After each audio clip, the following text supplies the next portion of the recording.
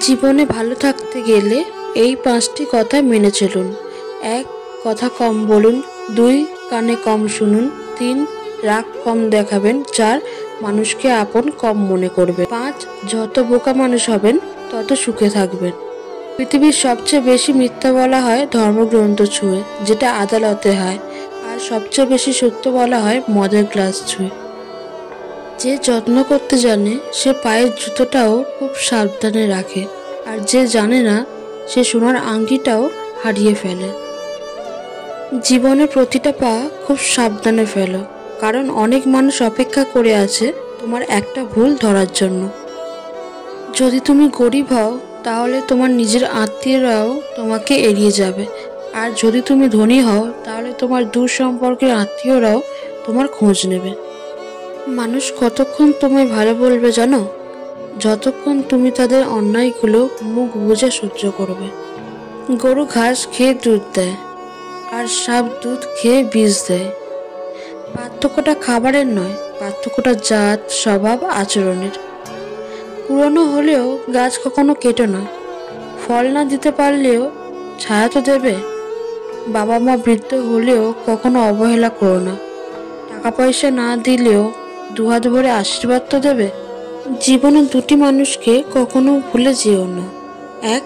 সেই ব্যক্তি যিনি তোমাকে সফল করার জন্য তার সব কিছু হারিয়েছেন, তোমার বাবা।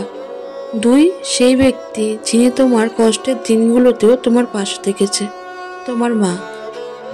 হাতের আঙুলের নখ বড় হলে যেমন আমাদের নখটা কাটতে হয়, আঙুল নয়, তেমনই সম্পর্কের মাঝে ভুল বোঝাবুঝি হলে ভুলটা ভাঙতে হয়, সম্পর্ক নয়।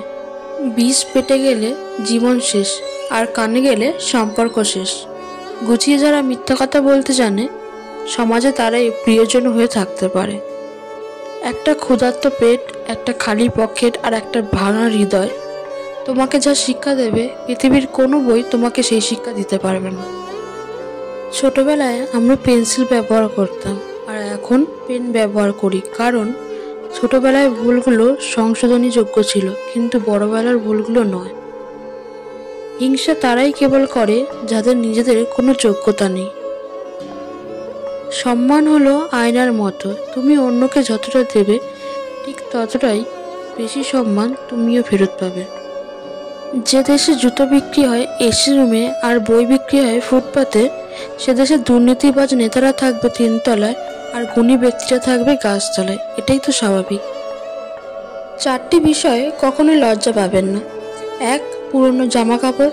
2. সাধারণ জীবনযাপন। 3. বৃদ্ধ বাবা মা। 4. দরিদ্র বন্ধু। ঘোড়া যেখানে জল পান করে সেখান থেকে জল পান করুন, কারণ ঘোড়া কখনো খারাপ জল পান করে না।